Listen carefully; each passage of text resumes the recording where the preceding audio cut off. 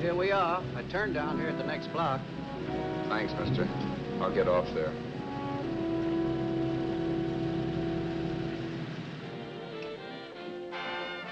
Want anything else? No. Hey, you. Me? Yeah, you. Where you heading? East. Too bad. I thought if you was heading north, I might be able to help you out. Pushing the Salt Lake, and I don't like to ride it alone at night. I'm one of those guys that got to talk or I fall asleep. Oh, sure, no, my partner, he's got Lou to keep him company, but I ain't got nobody at all. Where you coming from? West. Yeah, sure, I know, but where, L.A.? Maybe. Got a cousin out in L.A. You don't say. Yeah, he's been out. You're not much of a talker, are you? My mother taught me never to speak to strangers. Oh, a wise guy. So what? Okay, don't get sore. Trying to be sociable, that's all. Hey, Glamorous. You change for a dime, will you?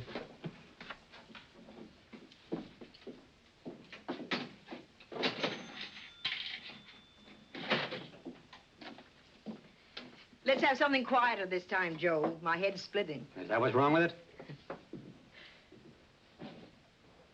Done with your coffee? No.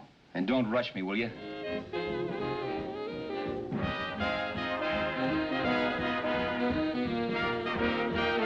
Hey, turn that off. Will you turn that thing off? What's eating you now? Yeah, what's eating you? That music, it stinks. Oh, you don't like it, huh? No, turn it off. Oh, wait a minute, pal. That was my nickel, see? This is a free country, and I play whatever I want to. Okay. Sure, and if you don't like it, you don't have to listen to it. And you can leave here anytime you want it. Okay, I'm sorry I asked. First good piece played tonight and you don't like it. Some people just ain't got any good taste.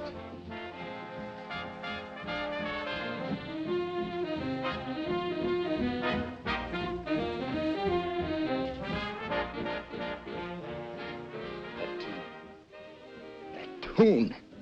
Why was there always that rotten tune? Following me around, beating in my head, never letting up. Did you ever want to forget anything? Did you ever want to cut away a piece of your memory or blot it out? You can't, you know. No matter how hard you try. You can change the scenery, but sooner or later you'll get a whiff of perfume or somebody will say a certain phrase or maybe hum something. Then you're licked again. I can't believe that you're in love with me. I used to love that song once. So did the customers back in the old Break of Dawn Club in New York. I can't remember a night when I didn't get at least 3 requests for it. Sue, she was always selling it too. Those were the days.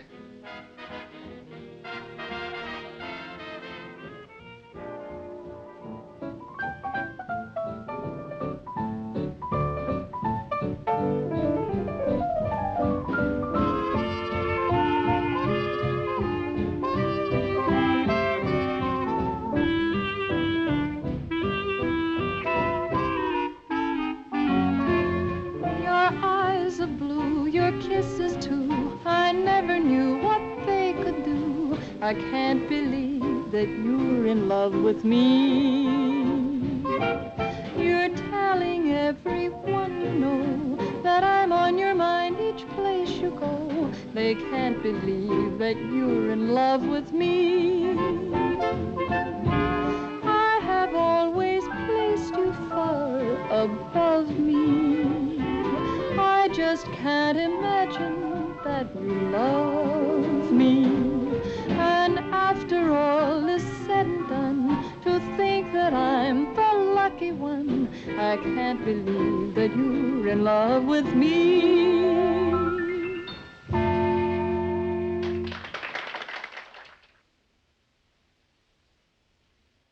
It wasn't much of a club, really.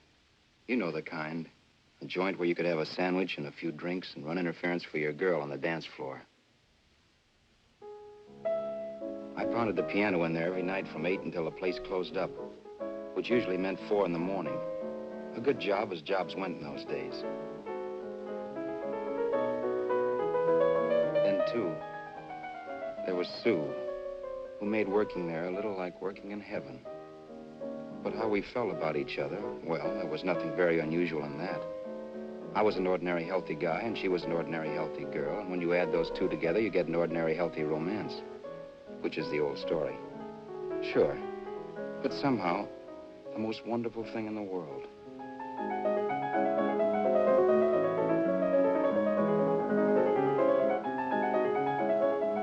All in all, I was a pretty lucky guy.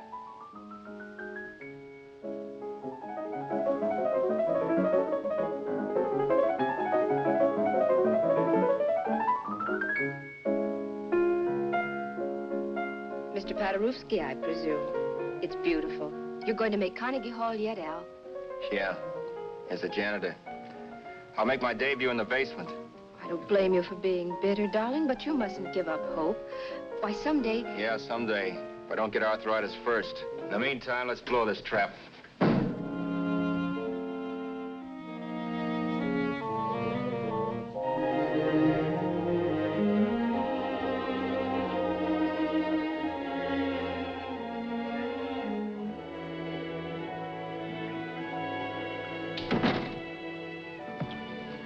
Like to get something to eat, hon? Oh, I don't think so, Al. I lose my appetite working in this flea bag. Let's go home. Okay. I can't stand much more of that dump. Did you see that drunk tonight trying to paw me? No, what drunk? Does it matter what drunk? Say, what's the matter with you tonight, darling?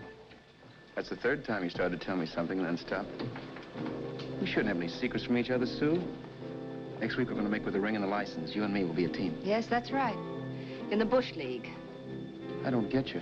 We've been struck out. It's a funny way to talk, darling. Don't you want to marry me? Al, look, I love you. You know I do, and I want to marry you. But? But not now. Only after we've made good. Sunday, I'm going away.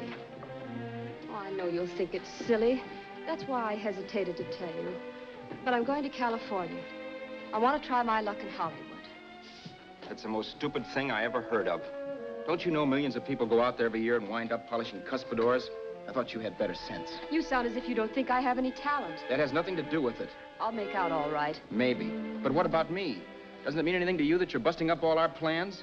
We may not see each other for years? It won't be that long. I thought you loved me. I do. You know I do. Well, here we are. Al.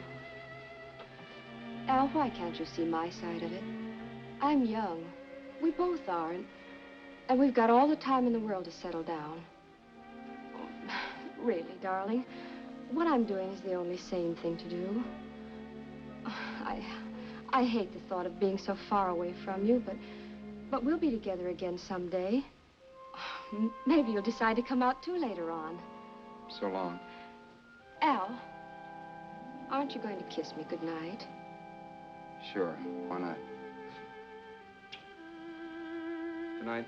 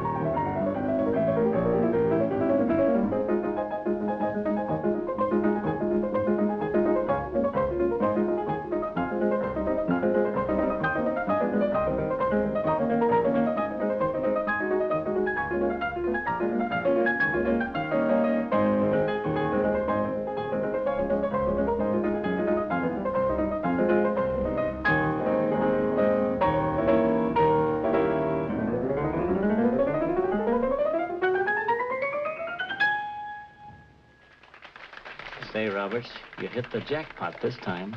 $10. Thanks.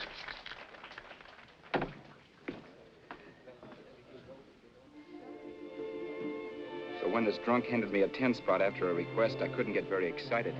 What was it, I asked myself? A piece of paper crawling with germs. Couldn't buy anything I wanted. It couldn't... Then I thought of something.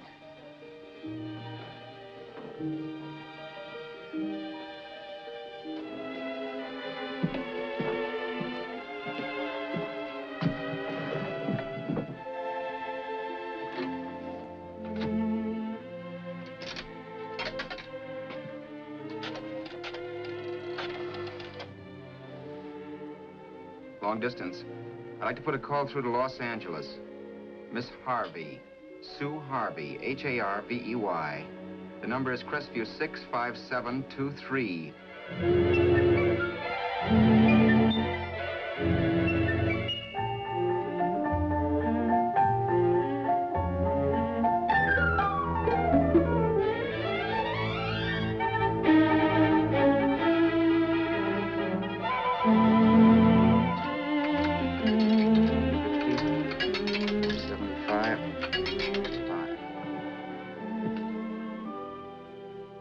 Hello, Sue? This is Al. Oh, baby, it's great to hear from you, too. What's that? You do? Oh, me too, darling. I thought I'd go batty without you. I just had to... Huh? You're working as a hashlinger?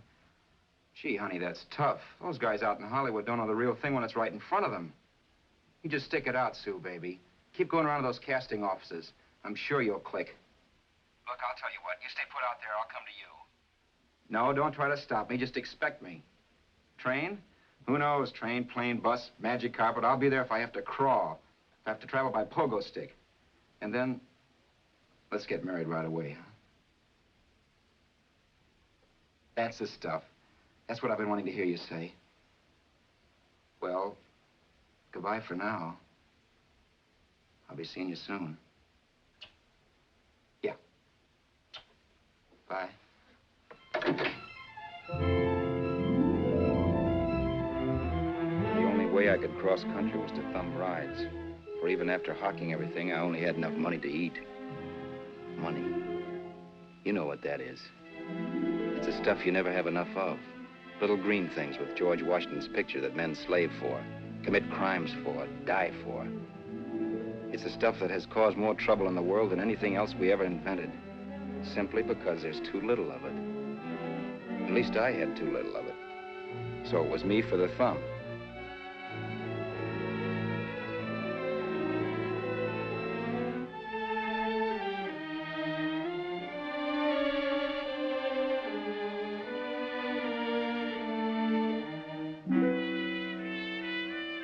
Ever done any hitchhiking? It's not much fun, believe me. Oh, yeah, I know all about how it's an education and how you get to meet a lot of people and all that.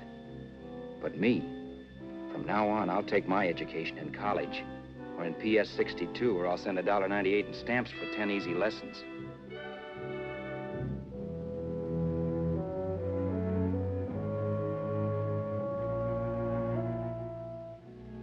Thumbing rides may save you bus fare, but it's dangerous. You never know what's in store for you when you hear the squeal of brakes. If only I had known what I was getting into that day in Arizona. Here, throw that in the back seat. Okay, let's go. Make sure that door's closed.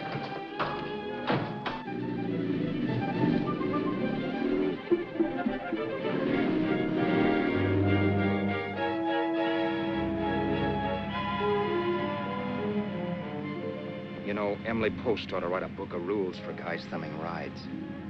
Because as it is now, you never know what's right and what's wrong. We rode along for a little while, neither one of us saying anything. I was glad of that. I never know what to say to strange people driving cars. Then, too, you can never tell if a guy wants to talk. A lot of rides have been cut short because of a big mouth. So I kept my mouth shut until he started opening up. Hand me that little box in the compartment, will you, pal? Hold the wheel, will you?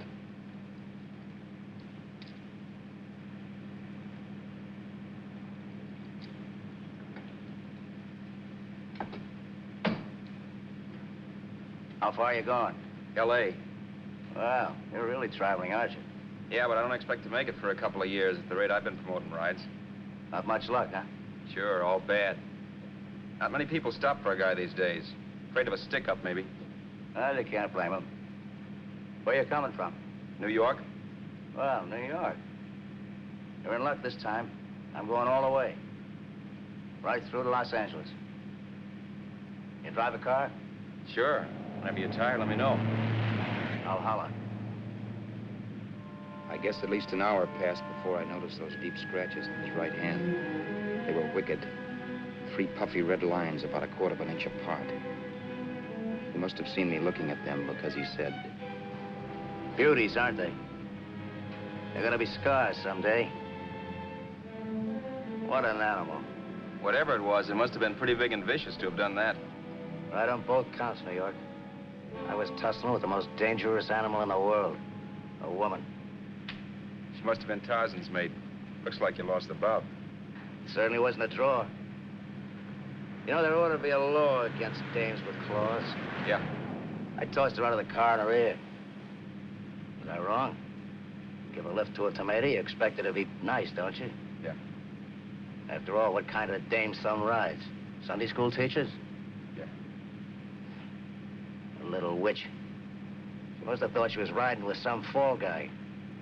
And me, who's been booking horses around racetracks since I was 20. I've known a million dames like her. 2 million. Yeah. Stopped the car, opened the door.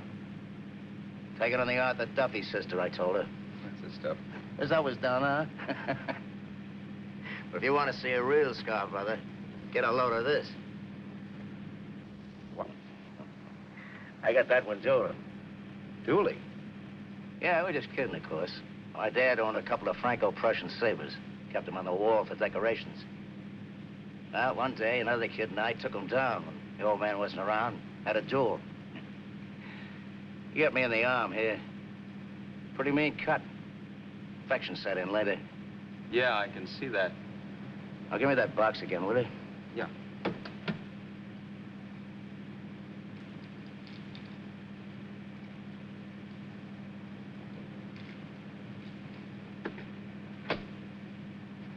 Pain made me lose my head, I guess.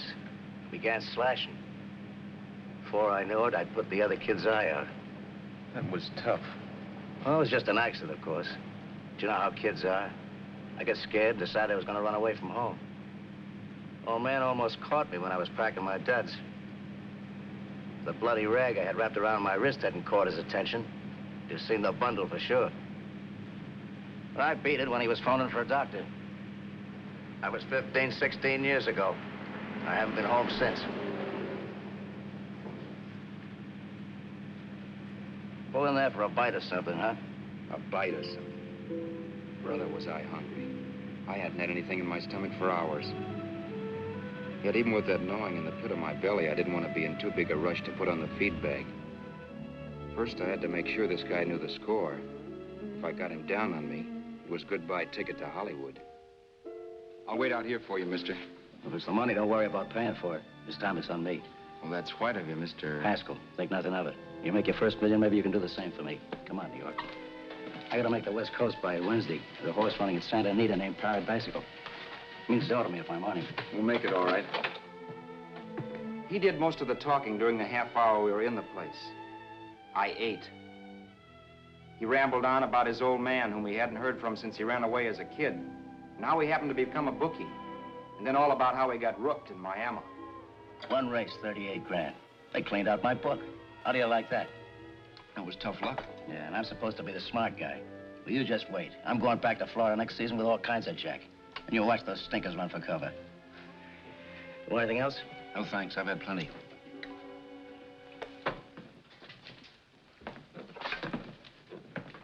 That check there, sister? Oh, just a minute. Your change, sir. Keep it, sister. Oh, thank you, sir. Call again. I'll be waiting outside for you when you finish work. Sharp check, huh?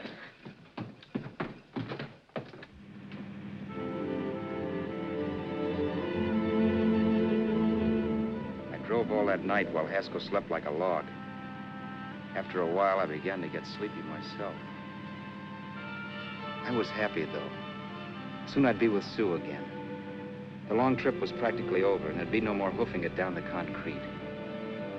I began to think of the future, which couldn't have been brighter if I'd embroidered it with neon lights.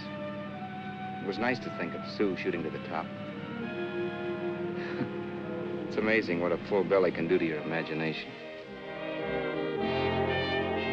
Your eyes of blue, your kisses too, I never knew what they could do. I can't believe that you're in love with me. You're telling everyone you know I'm on your mind each place you go. I can't believe that you're in love with me.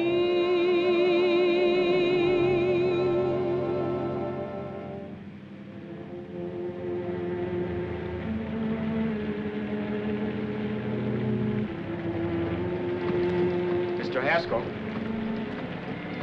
Mr. Haskell. Mr. Haskell, wake up. It's raining. Don't you think we ought to stop and put up the top?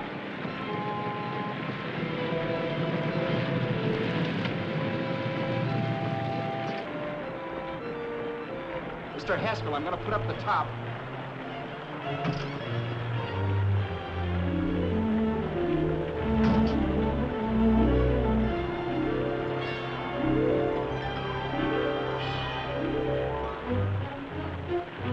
Until then, I'd done things my way. But from then on, something else stepped in and shunted me off to a different destination than the one I had picked for myself. For when I pulled open that door... Mr. Haskell, what's the matter? Are you hurt? Are you hurt, Mr. Haskell? Start your sermon. I'll listen to it. But I know what you're going to hand me even before you open your mouths. You're going to tell me you don't believe my story of how Haskell died and give me that don't make me laugh expression on your smug faces. I saw at once he was dead, and I was in for it. Who would believe he fell out of the car? Why, if Haskell came too, which of course he couldn't, even he would swear I conked him over the head for his dough. Yes, I was in for it. Instinct told me to run, but then I realized it was hopeless. There were lots of people back down the road who could identify me. That gas station guy and the waitress. I would be in a worse spot then, trying to explain why I beat it.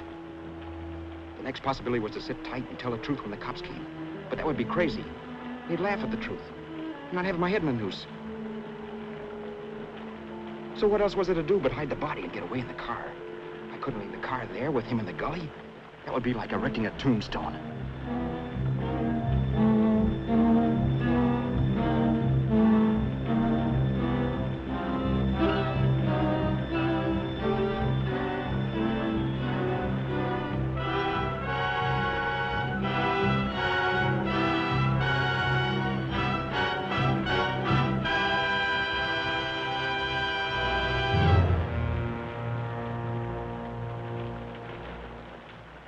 My idea was to cover him with brush, not to rob him. But then I remembered that even if I only drove the car for 100 miles or so, I would need money for gas. Besides, it was stupid of me to leave all that money on a dead man. Not only that, I'd have to take his driver's license in case I was stopped for something. I didn't like to think about it, but by that time I'd done just what the police would say I did, even if I didn't. My clothes. The owner of such an expensive car would never be wearing them. Some cop might pull me in on suspicion.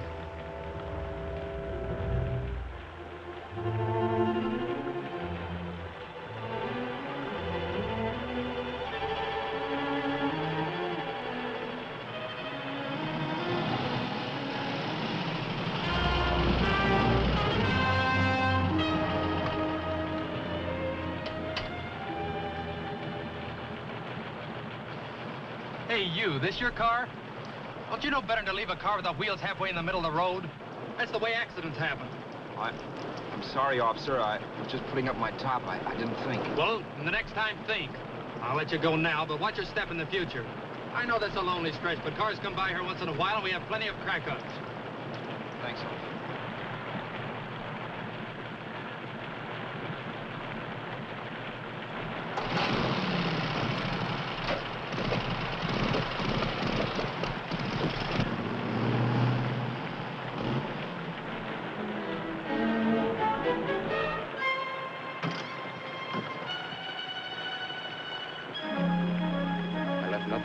could give me away as Roberts.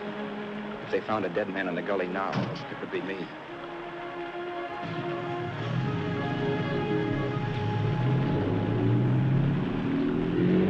As I drove off, it was still raining. The drops streaked down the windshield like tears. I kept imagining I was being followed and that I could hear sirens back in the distance. Just how long it took me to cover the 60-odd miles to the California state line, I don't know. I lost all track of time. But the rain had stopped and the sun was up when I pulled up to the inspection station. Hello? Carrying any fruits or vegetables? No. Any livestock or poultry? No. I'd like to see your registration and driver's license, please. Anything in the baggage compartment? Just baggage. Charles Haskell, Jr., age 30, brown eyes, dark hair. Identifying marks, none. Are you Charles Haskell, Jr.? Yes. Well, remember, if you're employed and you stay over 30 days, you take out California plates. All right, officer, but I'll only be in the state a short while. Right, you can go now.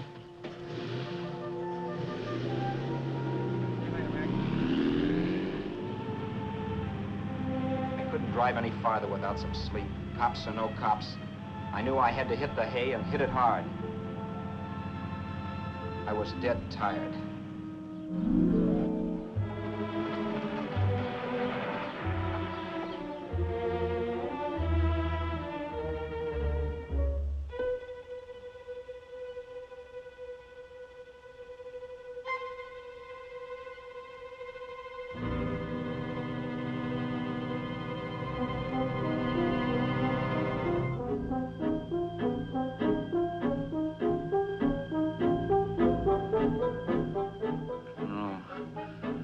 No, you can't, Mr. Haskell. No.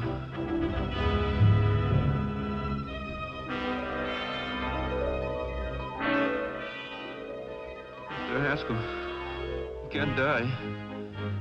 Don't think I did it. No, Mr. Haskell. No. No.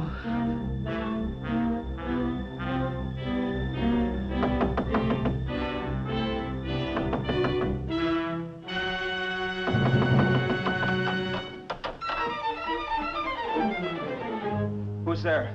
It's the maid. Can I come in and clean? Later. In a half hour. All right, sir.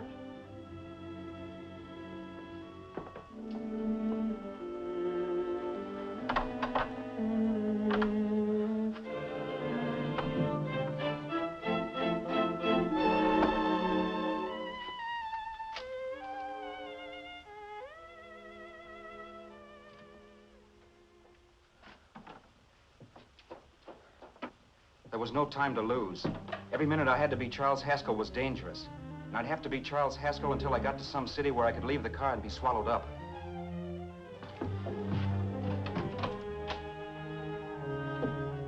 That meant driving the car as far as San Bernardino, maybe even to Los Angeles. In a little town, I might be noticed, but in a city, I should be safe enough. Then, after I ditched the car, I could go on to Sue. But those 5 minutes at the state line made me realize it might be a good idea to find out a little bit about Mr. Haskell. Then, if anybody asked me questions, I could give the right answers. The first thing I found out was that I had $768. This was a lot of jack, but believe me, it was the kind of money I'd rather not have.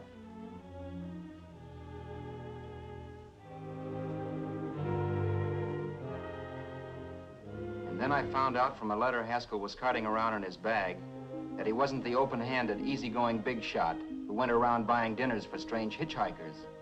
Before I got done reading it, I saw him more as a chiseler.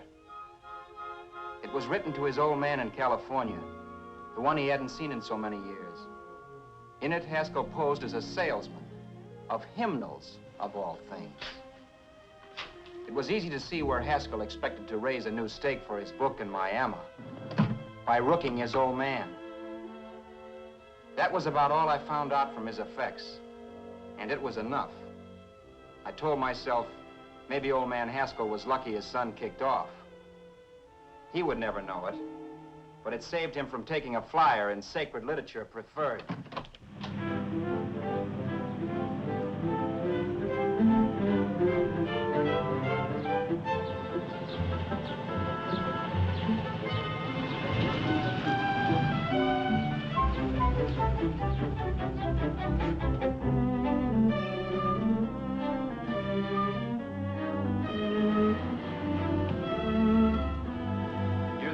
At Desert Center, I pulled up for water. There was a woman. Hey, you! Come on if you want to ride.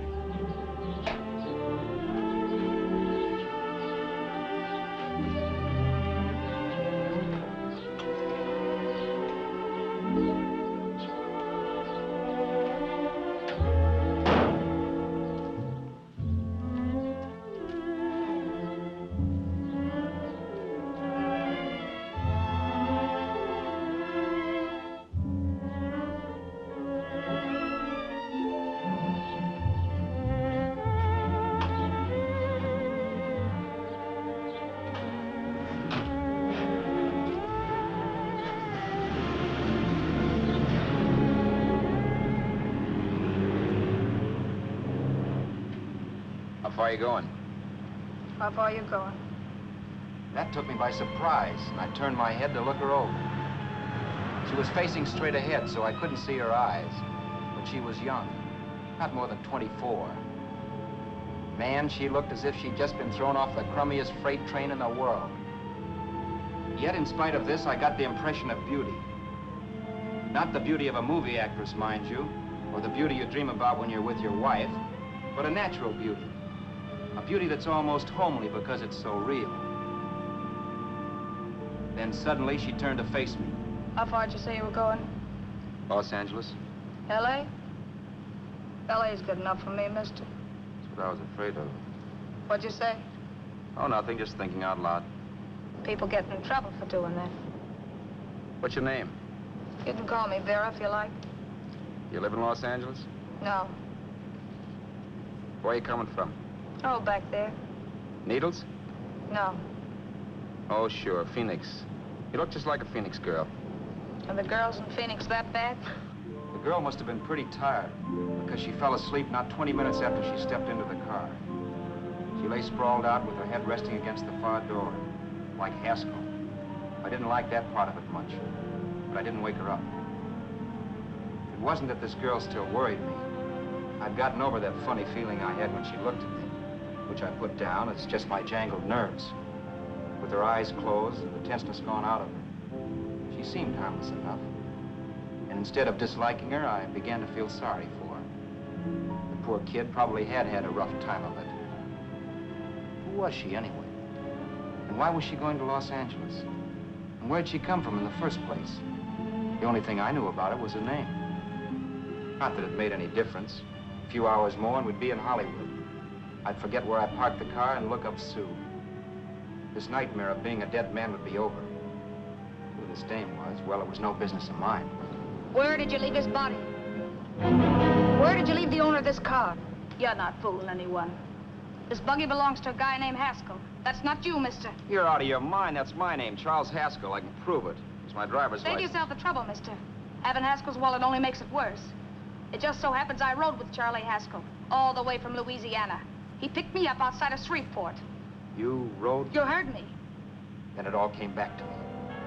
All the talk about dueling and scars and scratches. There was no doubt about it. Vera must be the woman Haskell had mentioned. She must have passed me while I slept. Well, I'm waiting. My goose was cooked. She had me. That Haskell guy wasn't dead yet. He wasn't stretched out stiff and cold in any Arizona gully. He was sitting right there in the car, laughing like mad while he haunted me. Well?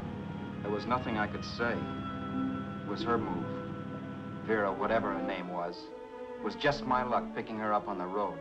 It couldn't have been Helen, or Mary, or Evelyn, or Ruth. It had to be the very last person I should ever have met. That's life. Whichever way you turn, fate sticks out a foot to trip you.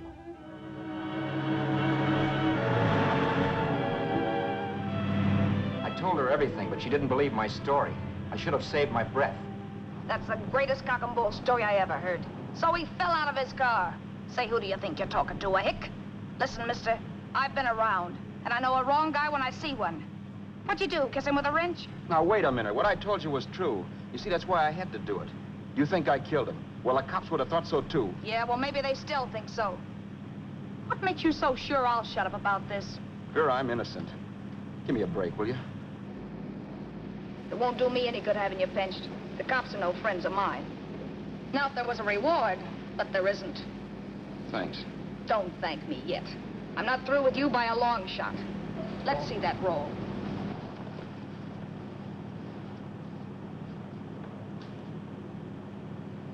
Is that all Haskell had? Isn't it enough? No, I thought he had more. Not that I know of. You can search me. You think I'm holding out on you? Well, maybe I will at that. He told me he was going to bet $3,000 on a horse named Paradisical on Wednesday at Santa Anita. He was stringing you along. He meant 300. Maybe. Sure, $3, 300. He was a piece of cheese, a big blowhard. Listen, mister, don't try and tell me anything about Charlie Haskell. Remember, I knew him better than you did. Okay, then you knew he was a four-flusher. That explains the $3 bet. I'm not so sure he didn't have that $3,000. Why should I believe you? You got all the earmarks of a cheap crook. Now, wait a Shut minute. up. You're a cheap crook and you killed him. For 2 cents, I'd change my mind and turn you in. I don't like you. All right. Don't get sore. I'm not getting sore. But just remember who's boss around here. If you shut up and don't give me any arguments, you'll have nothing to worry about. But if you act wise, well, mister, you'll pop into jail so fast it'll give you the bends. I'm not arguing. Well, see that you don't. You know, as crooked as you look, I'd hate to see a fella as young as you wind up sniffing that perfume that Arizona hands out free to murderers. I'm not a murderer. Of course you're not. Haskell knocked his own head off. He fell, that's how it happened, just like I told you. Sure, and then he made you a present of his belongings. I explained why I had to do that. Doesn't make a difference one way or another. I'm not a mourner.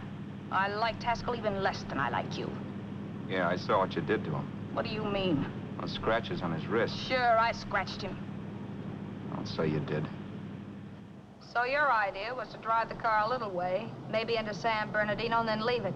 You weren't gonna sell it? Sell it? You think I'm crazy? Somebody else's car? See, all I want to do is leave it somewhere and forget I ever saw it. Not only don't you have any scruples, you don't have any brains. I don't get you. Maybe it's a good thing you met me. You'd have got yourself caught, sure. Why, you dope. Don't you know a deserted automobile always rates an investigation? Huh? Look, the cops find a car. Then they get curious. They wonder where the owner is. So, all right, they don't trace Haskell. They trace you. I never thought of that. The only safe way to get rid of the car is to sell it to a dealer. Get it registered under a new name. Say, stop at the next store. I want to get a bottle and do some shopping before we hit L.A. Okay. As soon as we find a place, I'll drop you off and pick you up later. Nothing doing. You're coming in, too. From now on, you and I are like the Siamese twins. Have it your way, but I don't get the point. The point is, I don't want you to get lost. I'm not going to beat it if that's what you're afraid of. I'll say you're not. Well, I'm going to see that you sell this car so you don't get caught. Thanks. Of course, your interest wouldn't be financial, would it? You would want a small percentage of the profits. Well, now that you insist, how can I refuse? 100% will do. Fine. I'm relieved. I thought for a moment you were going to take it all. I don't want to be a hog. A few hours later, we were in Hollywood. I was recognizing places Sue had written about. It struck me that far from being at the end of the trip, there was a greater distance between Sue and me than when I started out. Vera wasn't kidding with that Siamese twins crack. She rented a little apartment as Mrs. Charles Haskell. When I objected to this, she explained that it was on account of the car. A dealer might think something was funny if he called and found we were using different names.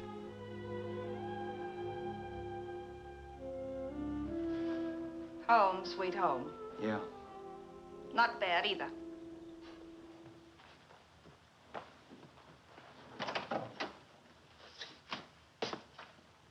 In case there's any doubt in your mind, I'll take the bedroom. Yeah. Sure is stuffy in here.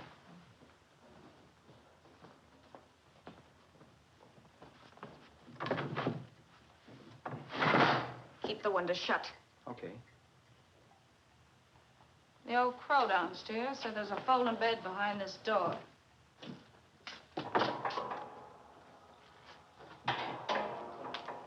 You know how to work it?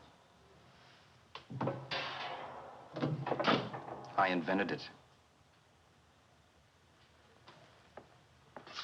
Some joint. One can't have everything.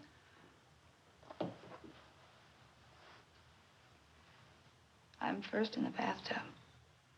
I don't know why, but I figured you would be.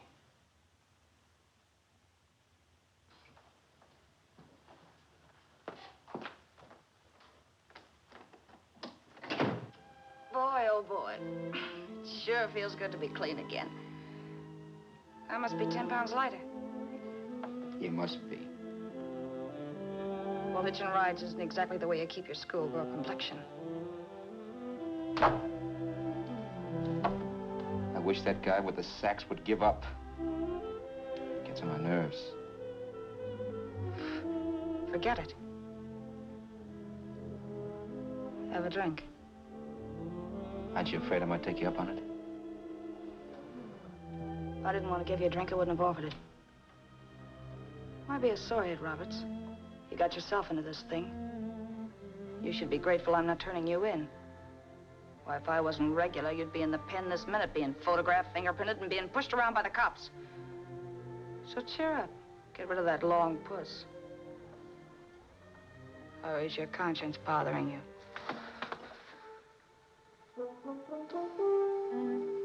No. It isn't. Swell. That's the spirit. He's dead and no moaning around will bring him back. Anyway, I never could understand this worrying about something that's over and done with. Now look, Vera, for the last time I didn't kill him. Haskell was a sick man.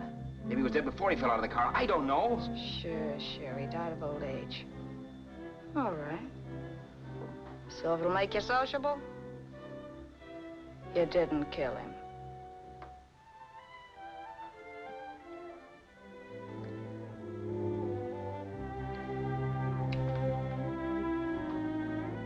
Thanks.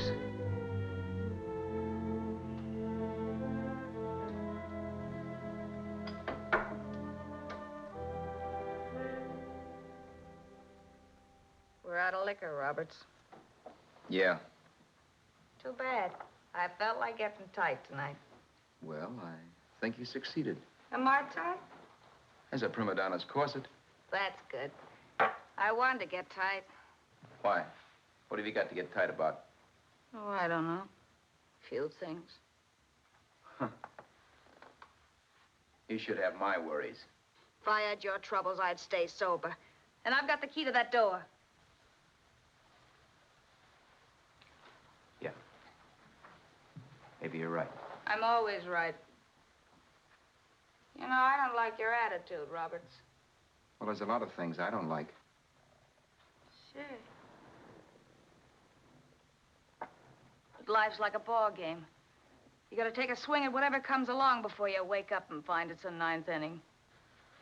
I bet you read that somewhere. That's the trouble with you, Roberts. All you do is bellyache. Instead of taking it easy and, well, trying to make the best of things. But maybe that's what's wrong with the whole world. Get the professor. People knock themselves out trying to buck fate. Now, take you, for instance. You're lucky to be alive. Why, suppose Haskell had pulled open your door. You'd be playing a harp now. Think of that. You think of it. I'm tired of thinking. There's plenty of people dying this minute. I would give anything to trade places with you. I know what I'm talking about. I'm not so sure. At least they know they're done for. They don't have to sweat blood wondering if they are. Your philosophy stinks, pal. We all know we're gonna kick off someday.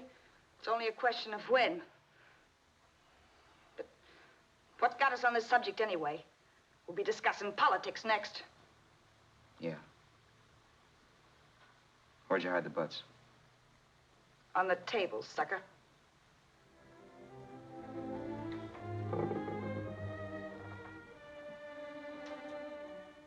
We bored each other with conversation for a couple of hours longer.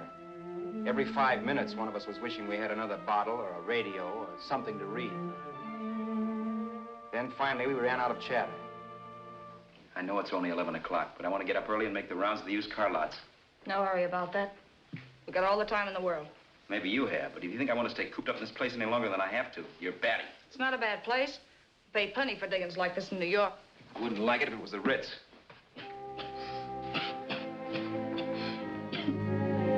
Rotten liquor. You got a mean cough. Ought to do something about it. I'll be all right. That's what Camille said. Nobody you know. Wasn't that the dame that died of consumption? Yeah. Wouldn't it be a break for you if I did kick off? You'd be free with all Haskell's dough and car. I don't want to see anybody die. Not even me. Especially not you. One person died of me. If you did, well, that's all I need. You don't like me, do you, Roberts? Like you. I love you. My favorite sport is being kept prisoner. After we sell the car, you can go to blazes for all I care, but not until then.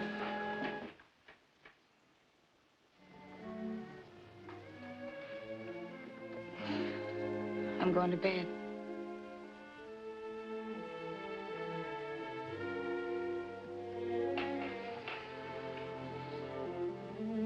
Good night, Roberts. Don't try and sneak away during the night. All the doors are locked. Anyway, if I find you gone in the morning, I'll notify the police. They'll pick you up. Don't worry, I know when I'm in a spot.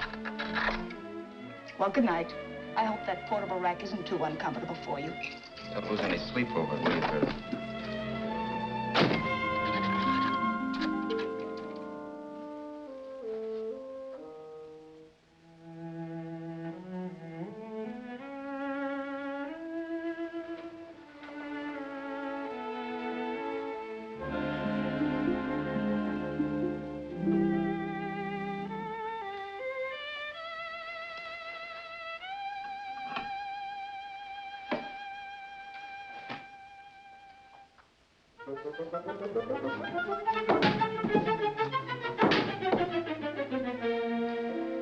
Crestview.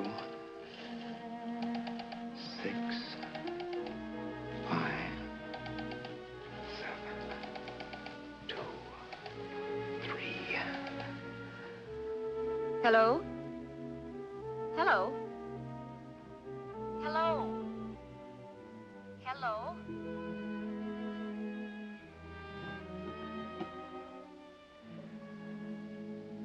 No. Not yet, darling. Tomorrow. Maybe. If this were fiction, I would fall in love with Vera, marry her, and make a respectable woman of her. Or else she'd make some supreme Class A sacrifice for me and die. Sue and I would bawl a little over her grave and make some crack about there's good in all of us. But Vera, unfortunately, was just as rotten in the morning as she'd been the night before. All right, I'm coming. Look, Vera, it's almost noon. So what? The dealers will be there all day? I'll be there all year, too, but that doesn't mean I'm going to wait that long. Shut up. You're making noises like a husband. Well, do I rate a whistle? You sure do, but let's go.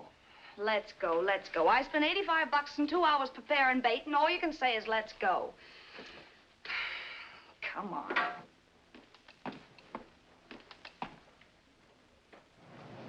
We passed a few used car lots last night down this way. What do you think we can get for this heap? I don't know. Plenty. You just let me handle everything. Think we can get $2,000? I don't know, but don't worry. I'll squeeze as much out of this guy as I can. If I let it go cheap without a fight, he might think we've stolen the car. And listen, don't make any slips and call me Roberts. That'll cook us. I don't need you to tell me that. You better just sit by and keep your mouth closed. Remember, we're both in the soup if anything happens. Forget it and drive. You're my wife, Vera Haskell. Look, after the deal's closed, let's go back to that place on Hollywood Boulevard, where I saw the fur jacket. I want to buy it. After the deal's closed, I'm saying goodbye to you. That's right, I forgot.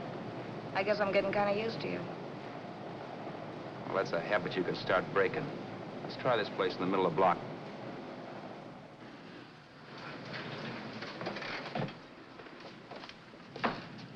Good afternoon. What can I do for you? We're interested in selling a car. If the price is right. Well, if it's in good mechanical condition, it should blue book for about $1,600. Tony, take a look at this motor. $1,600. Are you kidding?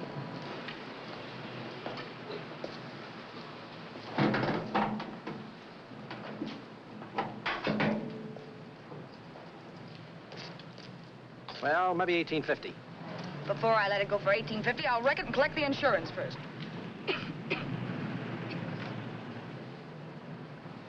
Lately, this motor's seen a lot of driving.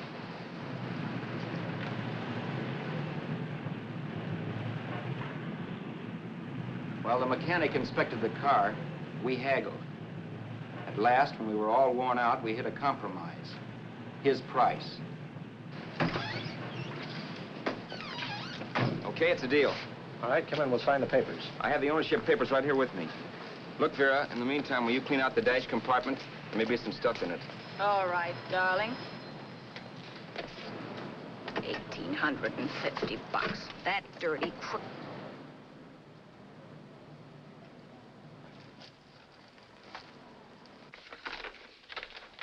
New York, huh? Yeah. But you bought the car in Miami? Yeah. Well, now let's see about the insurance. We can either have it transferred or canceled. What kind of insurance do you have, Mr. Haskell? Well, aren't all the papers there? I don't see any. Surely you know what type of insurance you carry in the car. The name of the company? Yeah, but, Well, if you'll just tell me the name of the company, I'd be very glad to take care of all the details. well, Did you sign the papers yet? not yet. Well, don't. We're not selling the car. Oh, wait a minute, Miss Haskell. Come on, darling. What's the matter? You changed your mind? Yes, I'm sorry. I guess I have. But, Vera... Let's go.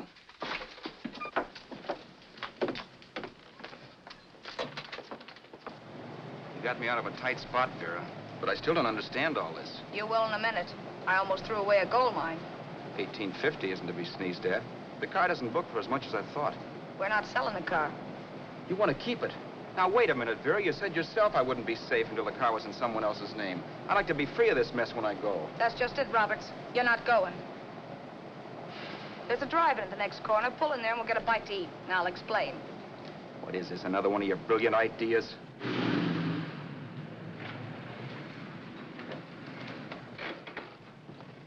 Oh, may I take your order? Make mine a ham sandwich and coffee. And for you, sir? Oh, I don't care. The same. Thank you.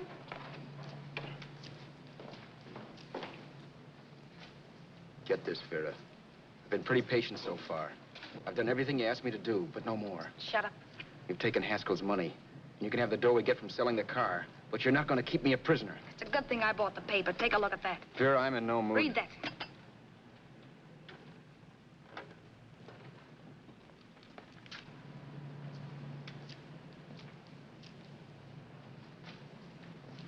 No. Yes. No, I won't do it. Yes, you will. You think I'm crazy? It's impossible, I tell you. Excuse me.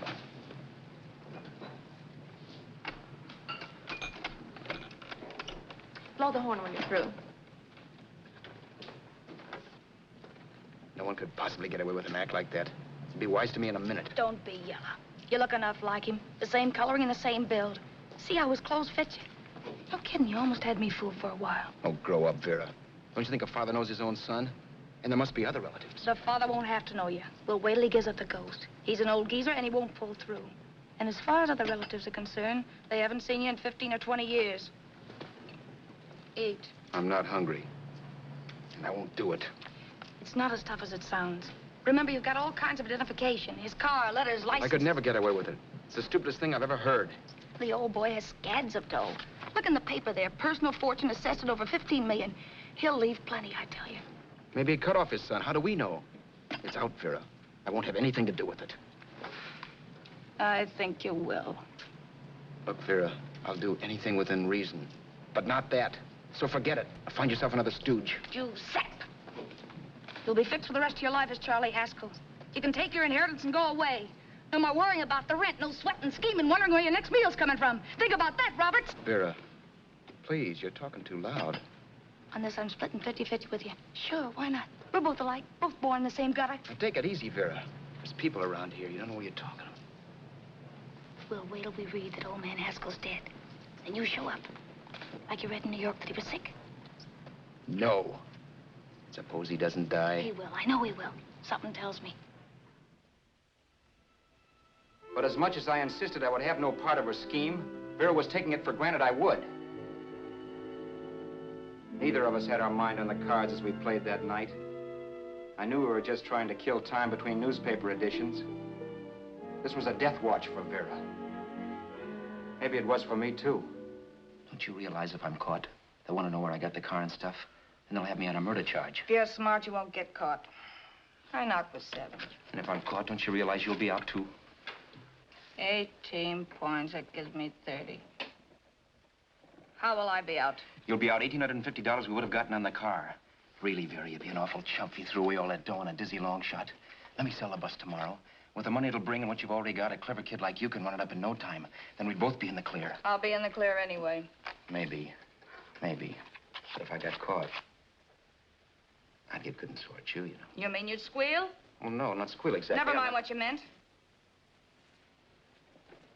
Even if you did tell the cops I was in on it with you, what could they do to me? They might give me the same medicine they gave you. Yeah. A rope. But I'm on my way anyhow. All they'll be doing will be rushing it. All right. But think of the $1,850 you'd lose. You'd kick yourself along the block if you ever let it get away from you. I'll take the chance. Want another drink? You're being a goon. That's the way people wind up behind the 8 ball. Once they get a few dollars, they become greedy and want more. My. Caesar. Who? You know that Roman general? He got his for being greedy. He wasn't satisfied, so the final wind-up was he took the count. A couple of days ago, you didn't have a dime. Why, you were so broke you couldn't pay cash for a postage stamp. Now you've got almost $700 with $1,850 in the offing. Take my advice. Don't try for more. I'm tired of this game. Let's have some blackjack. Play solitaire. Okay, I will if that's the way you feel about it. That's the way I feel about it. Getting sore and throwing things won't help much, Roberts. I'm really doing you a favor. I help you out of a jam by keeping my mouth shut. I show you how to make some soft money. And what thanks do I get? Thanks. Sure. Or would you rather call the cops and told him you killed a man and stole his money? I didn't kill anybody. Yes, you did. No, I didn't. You know I didn't. All right, then. Suppose I call the cops. If you're innocent, what do you got to be scared of? Okay. Call him, you mutt. Go ahead and call him. See if I care. At least they'll give me a square deal. You want me to call them? You heard me. But I'm warning you. If I'm pinched, I'll swear you were in on it. I'll say that you helped me. If I fry, I'll get even with you. You wouldn't dare. You're ticking. Yeah? Then try it and see. Call him. Yeah. Okay, I will.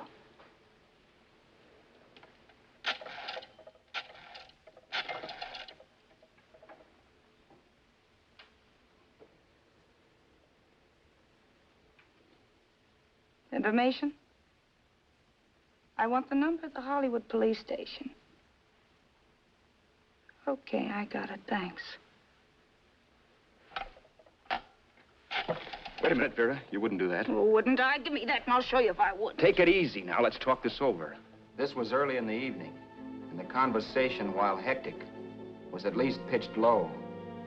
But as the minutes passed, and more obstacles to her plan popped into my head, the air got blue. Each word coming from our lips cracked like a whip. I reminded her that as Charles Haskell, I didn't even know my mother's name, where I'd gone to school, the name of my best friend, whether I had an Aunt Emma or not, my religion, and if I'd ever owned a dog. I didn't even know what my middle initial stood for. I also pointed out that the real Haskell had a scar on his forearm. His people never saw that scar. He told me he ran away right after putting out the kid's eye. Yeah, but his father knew he was cut. It'd have to be some kind of a mark. So what? The old man's dead, or will be. I hope by tomorrow morning's papers. Anyway, you could cut yourself a little, couldn't you? Boy, for that kind of dough, I'd let you cut my leg off. You're drunk and you're crazy mad, Vera. Turn me in if you want to, but I won't get mixed up in this. Besides, how do we know Haskell was such a phony? Maybe he wasn't the man's son at all. Maybe he just dreamed it up. Well, dream it or not, you won't be dreaming when the law taps you on the shoulder. There's a cute little gas chamber waiting for you, Roberts. And I hear extradition to Arizona's a cinch. Where's that phone? Vera! Leave me alone. Vera! Here. I want a phone. Call police. I hate you, yellow stinker. You leave me alone. I'll let you alone when you promise to leave the phone where it is. You're drunk. You don't know what you're doing. You're hurting me. Will you promise? All right.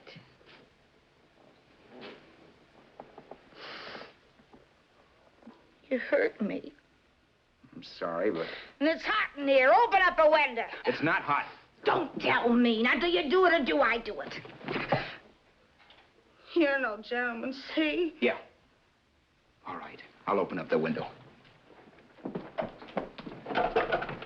Vera!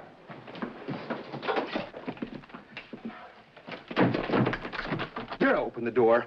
Please open the door. Vera, open the door. Don't use the phone. Listen to me. I don't like you, Roberts. You're no gentleman, see? You hurt my hand, and I'm going to get even with you. If you don't open the door, I'm going to kick it down, Vera. Vera, don't call the cops. Listen to me. I'll do anything you say. Vera, let me in. I'll break the phone.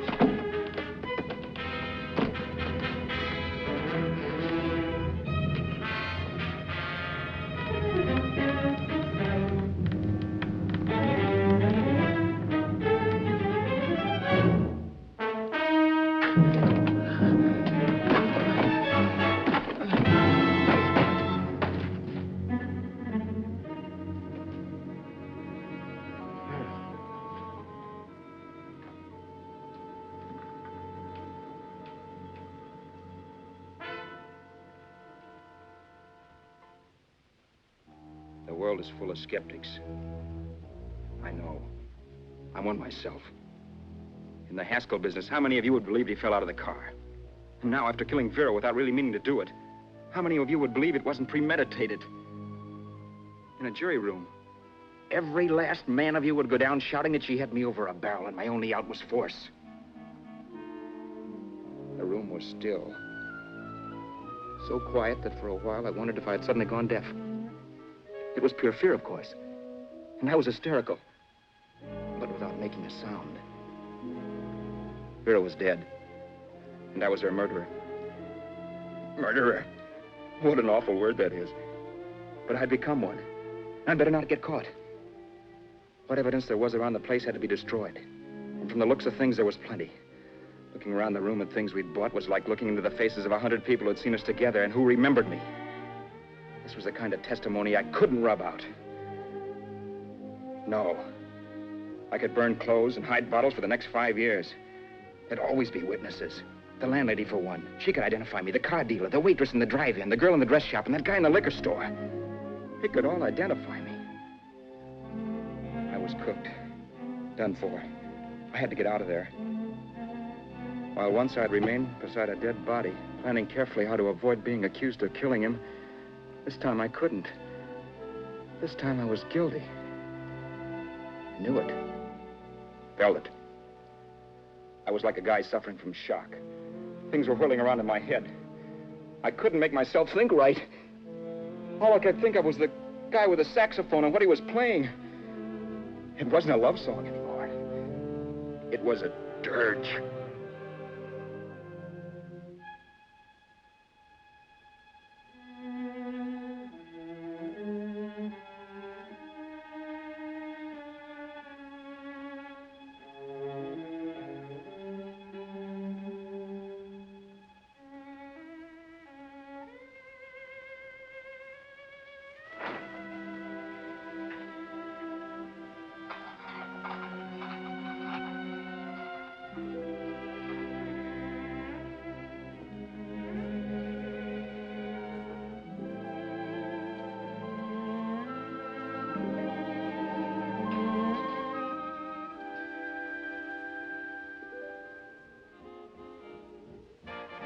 But my problems weren't solved. I had to stay away from New York for all time. Because Al Roberts was listed as dead and had to stay dead. And I could never go back to Hollywood. Someone might recognize me as Haskell. Then, too, there was Sue. I could never go to her with a thing like this hanging over my head. All I could do was pray she'd be happy.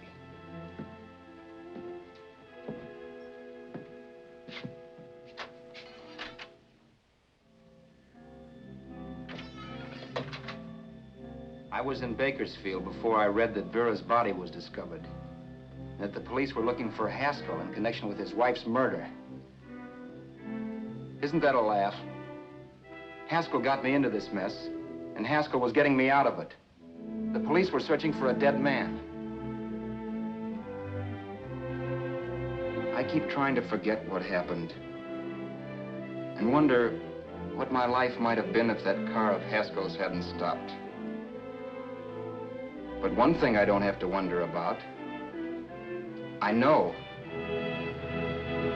Someday a car will stop to pick me up that I never thumbed.